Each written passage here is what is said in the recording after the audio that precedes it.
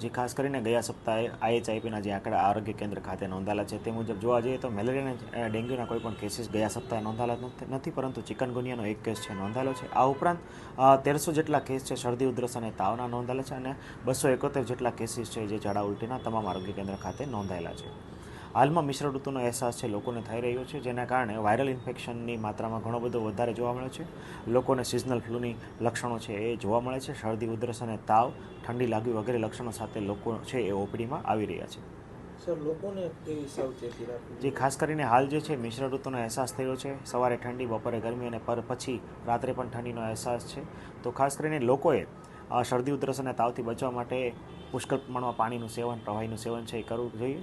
ખાસ કરીને ઋતુગત જેટલા ફળો જે અત્યારે આવી રહ્યા છે તેનું સેવન છે એ ખૂબ હિતાવહ છે.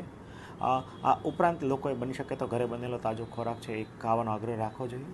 હાલ જે છે એ બપોરે મિશ્ર ઋતુને કારણે ગરમીનું પ્રમાણ ઘણું બધું ઊંચું જોવા મળે છે, તો સીધા સૂર્યના કિરણો અથવા તડકામાં છે સીધું બહાર નીકળવાનું છે એ ટાળવું જોઈએ. આ ઉપરાંત જો તમને શરદી ઉધરસ અને તાવના લક્ષણો જણાય તો માસ્કનો ઉપયોગ કરવો હિતાવહ છે. આ ઉપરાંત વારંવાર હાથ ધોવા અને કોઈને ઇન્ફેક્શન લાગેલ વ્યક્તિ છે એના સંપર્કમાં આવવાનું ટાળવું જોઈએ.